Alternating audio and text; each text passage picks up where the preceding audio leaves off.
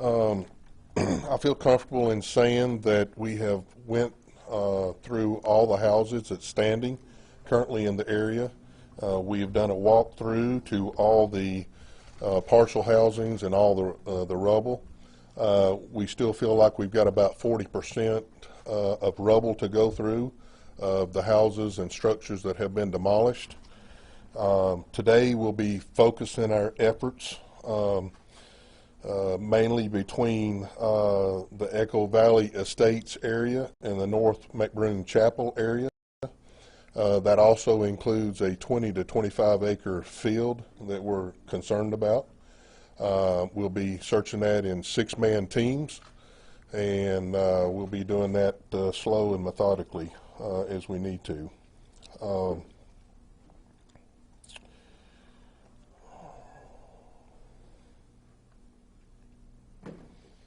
We still have Hensley Road and Mockingbird Hill to also address. We'll be doing that as well. We'll be utilizing, as the mayor said, the volunteers today will be helping us in search some of these areas. We do have additional law enforcement that's came as the last 2 days as well to assist us in this process. Thank you.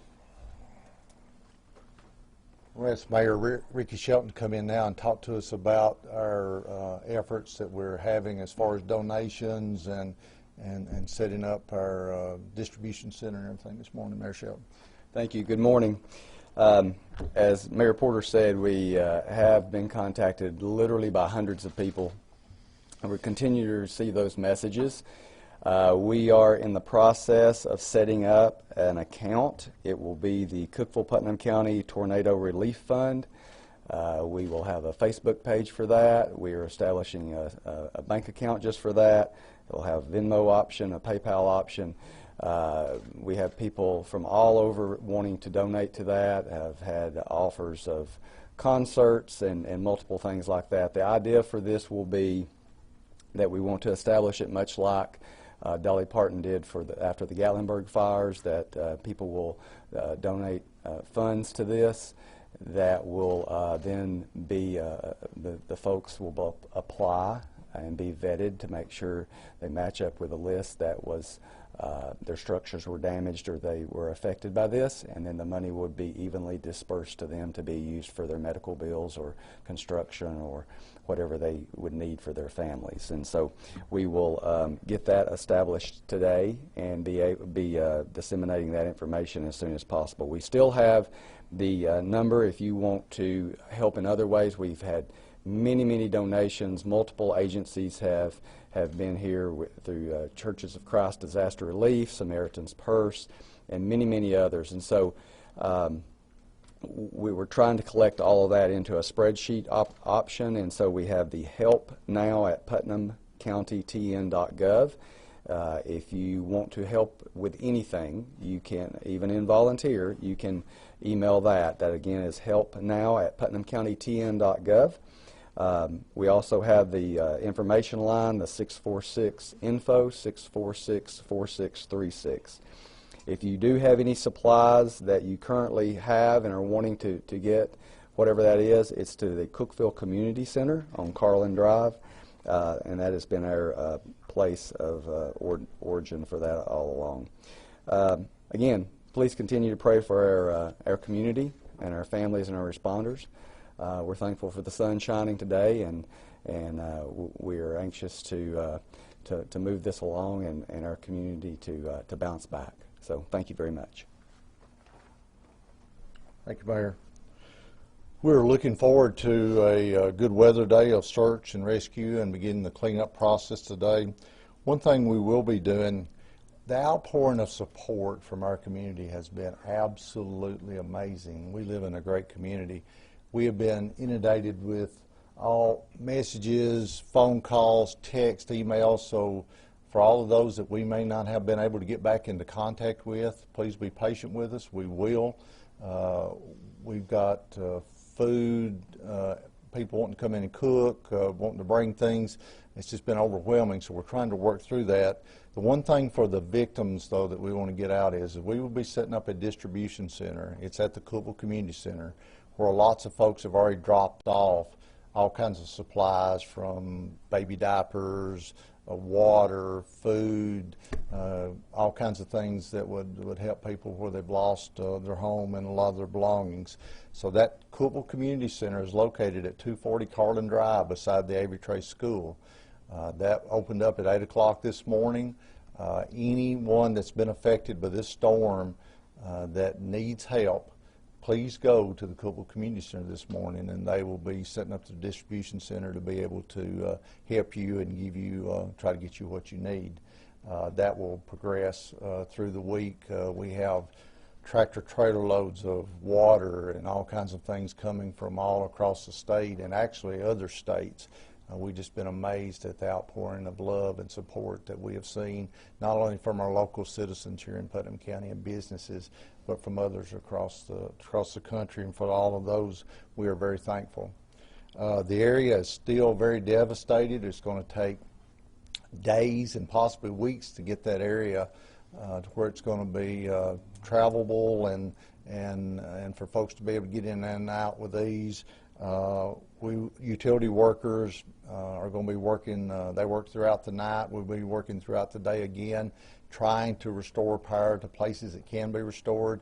You have to understand this area is so devastated that most of the meters and the houses, I mean, they're gone. And so what they're trying to do is isolate those lines off of the regular lines so they can bring the power up to the surrounding areas. So they will be working through the day. Unless we have something urgent to bring to you, if we do, we'll notify you, but otherwise we will have another press briefing this evening at 5:15 back here at the same location, and we'll update you further with any new information. Any questions from anyone this morning? Yes, sir. Do customers still are without power at the moment? That is still undetermined. One of the problems is that our power company, Upper Cumberland Electric's building, was damaged heavily. One of their old building that sat beside of them for the storage was totally demolished, and actually looked like a mobile home frame was on top of their building, and so they've been without power there. All the power's down, so they have been working partially out of our emergency operations center. We do not have a number on that, but we will try to get that this morning. The 18 deaths, was there any rhyme, or was there sort of a pattern, or were they in one particular area? Mostly in the subdivisions, the West Haven, North McBroom Chapel Road, Prosperity Point, Echo Valley area. We had an apartment complex at Echo Valley was totally demolished.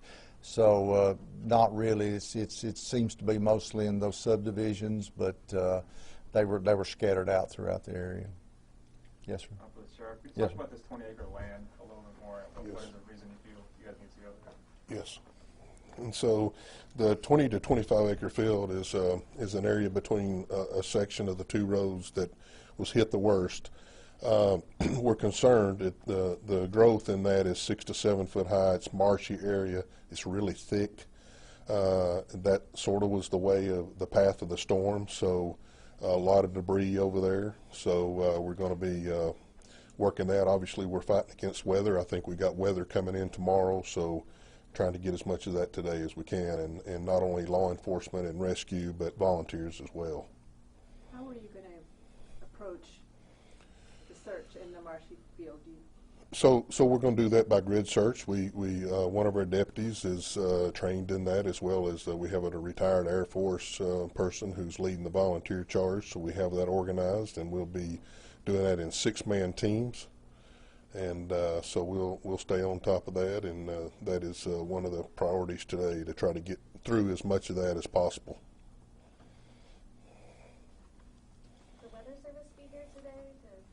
Yes, ma'am. They're expected to be on the ground this morning, trying to determine the size of the tornado. Can you speak to federal aid at all? We have been contacted by our senators and representatives and the White House yesterday. telling us basically whatever we needed. Of course, as you know, once you have to go through a declaration and are you funded or not through TEMA and FEMA, we were told last night that they felt almost 100% that we would probably be declared as a disaster area when it comes through FEMA, but they are going to be on the ground today. FEMA, as they're coming in to do their first initial assessment, is what we're being told, and so it may be a day or two before we know for sure. But when you look at the damage, it's not based just necessarily what's in Putnam County, but it's based on all the damage in the whole state of Tennessee. I think when you look from our ice storm back in 2015, comparing damage across the state to this, I think it's probably similar or worse. So we were declared back then. So. Yes, sir. The streets that I visited today, I mean, the houses are just demolished. So yes. A lot of people staying with the Red Cross, or where have our family, or most of them are staying with family and friends. We had very few people in the shelters yesterday. As of last night, only 6 spent the night. So they're either staying in local hotels. We're very blessed in Putnam County to have over 1,500 hotel rooms at any given time. So they're either in hotels or with families. Is there still a need for blood at the hospital? Mayor, have you heard an update on that? There was a tremendous outpouring yesterday. Numbers, I'm still trying to get the numbers, but it seems like it was over about 800 people donated between blood assurance and the hospital. So I think they have caught back up.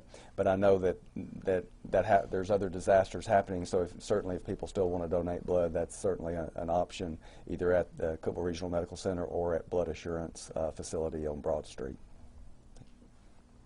Other questions? Can you talk about the drastic number of unaccounted for, just how it went down so significantly? Forgive me. How were you able to locate those people and discover that they were safe? Thanks to you.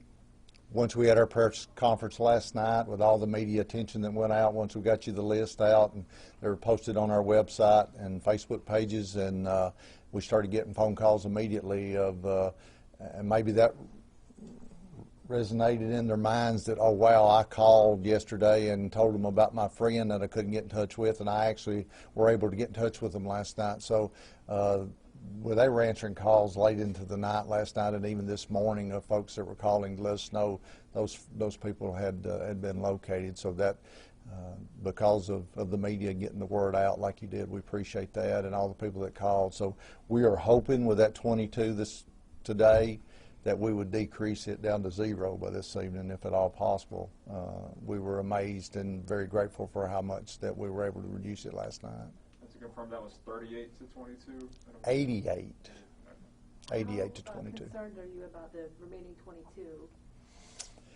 Well, we have to be concerned because you don't know, there could be some of those folks that are still in the area that's been affected. We still could have some people trapped. We're finishing the search of the houses and the basements and the crawl spaces in this large field. But we're hoping that most of those are people that are safe that just haven't let us know that they are. So we're going to be working through that list diligently today to try to make sure that hopefully tonight to have that number down to 0. But we can only do the best we can. Are you finding where the missing people live and going to that area and searching for each one, or are you just doing your normal? Both. As they're going house to house, some of these folks that called in about a loved one or a friend couldn't give us an address. All they could tell us was a road or a general area that they lived in, and so it's been difficult to locate that down just to a specific address. So where were the missing people that were found? Had they just gone to a friend's house? Did they have no power?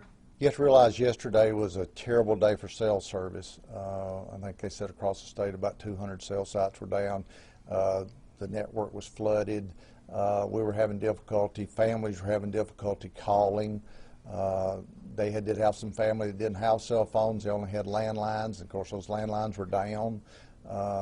So it was just a Duke's mixture of all kinds of things causing problems yesterday of how folks can be located. We even had some people that their cell phone had died because they didn't have power to recharge it. There was all kinds of things and reasons for why they hadn't been able to be contacted. And then a lot of these people just never called back and told us that that they had found them, and that happened last night, thankfully. Can you provide us a list of those that are still unaccounted for? We so will. can get that information out. That, along with the list of the deceased, will be coming out this morning. The unidentified woman, what else are you guys trying to do to discover who she is? Facebook searches, talking to this Echo Valley apartment area, the apartment building was totally destroyed. We're contacting, we just found that out this morning, that that's possibly where she may be from, and so we're contacting the owner of that apartment building to see if they had a renter that was in the building. We're guessing that she's probably single and may not have any family here, or maybe family lives somewhere along the way and doesn't even know about the tornado that's hit. But we're going to do everything we can today to try to identify her. What's the name of that apartment complex? Echo Valley. Oh, that's the apartment. Yes. And what was she wearing? Don't have any items on that. No marks or wounds. I mean, no identified marks that we know of right now. What about, do you have an estimate of how many people are displaced?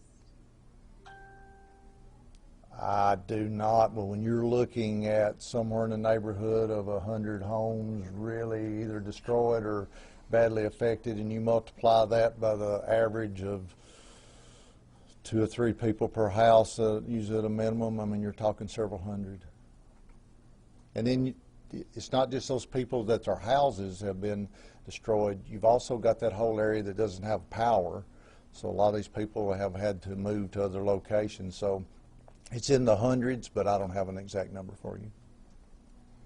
In terms of the 88 that you said were injured, were any of those emergency responders? No, not that I know of. I think thankfully we have not had any one of our law enforcement emergency responders hurt. Do you know of, Sheriff? One minor. One minor? One minor injury to one of our deputies who hurt his knee, but other than that, we're good. We've been really lucky. Yeah. Other questions? Of the deceased, how many were family members? I don't have that information with me. We'll be, as we put out our list today, we'll try to have those associated for you. I will tell you there were some folks that were flown out to Nashville hospitals yesterday. We do not have updates on them as of this morning. Some of those were critical, so I can't tell you that death toll will not change, but we're praying it doesn't. But if it does, we'll have updates for you during the day. I'm sorry, how many did you say were critical? I don't know an exact number of how many were critical. I do know there was 2 that were flown out from Cookville Regional to Nashville hospitals yesterday. There could have been more that were transferred by ground, but I do know of the 2 helicopter flights. Did the death toll went from 19 to 18 because one person was not? Yeah. We do not know where the state got their 19. Okay. They didn't ask us. You have to realize that with so many agencies and so many things going on, and they're having all the damage across the state, I don't know where that number came from. We have identified 18 deaths, and 17 of those have been identified so far. I can't tell you that count won't change, though, as we go forward. We hope it doesn't, but it could. Other questions? Okay, thank you. 5:15 this afternoon, same place. We'll have an update and briefing.